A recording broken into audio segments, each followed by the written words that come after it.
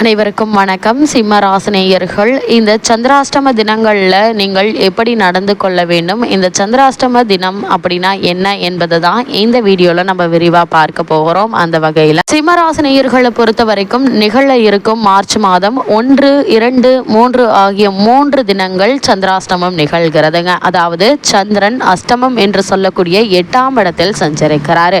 சந்திரன் மனதிற்கு காரகர், அது மட்டும் இல்லாமல் தாய் வழிக்கு சொந்தக்காரர். அதனால இந்த காலகட்டங்களில் நம்மளால், அதாவது 8ஆம் இடத்தில் சந்திரன் இருப்பதால மன ரீதியான ஒரு தெளிவான முடிவை நம்மளால் எடுக்க இயலாது. பல மன சங்கடங்கள் இருக்கும், சரியான முடிவை எடுக்க இயலாது என்பதால இந்த 3 தினங்கள் அலுவலகங்களில் கையெழுத்திடுவதை ஜாக்கிரதையாக கையெழுத்திடுங்க.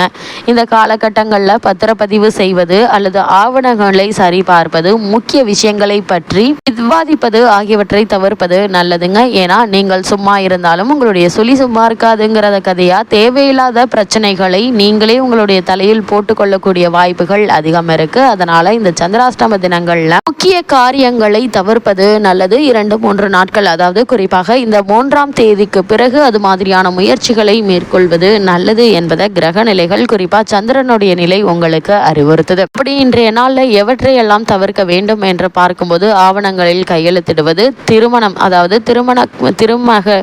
மணமகன் மணமகள் இருவருடைய ராசியின்படி இன்றைய நாளில் சந்திராஷ்டமம் இல்லாமல் பார்த்து கொள்வது நல்லதுங்க. அதே போல பால் காய்ச்சுவது, சுபகாரியங்கள் ஆகியவற்றை தவிர்ப்பது மிக மிக நல்லது என்பதை கிரகநிலைகள் மீண்டும் மீண்டும் அறிவுறுத்துதுங்க. அதே போல் முக்கிய முடிவுகளையும் தவிர்த்துக்கோங்க. ஏன்னா மனக்குழப்பத்தில் எடுக்கக்கூடிய முடிவுகள் பின்னர் சங்கடத்தில் முடிந்துவிடும் என்பதால் கவனத்தோடு இருப்பது நல்லது. அந்த வகையில் சிம்மராசினியர்களுக்கு இந்த சந்திராஷ்டம தினத்தில் கிரகநிலைகளின் ரீதியாக கூறப்படும் பரிகாரம் என்ன என்று பார்க்கும்போது, வீட்டிற்கு அருகாமையில் திருக்கோவிலுக்கு சென்று தியானம் செய்யுங்க, எண்ணற்ற நன்மைகள் ஏற்படும்.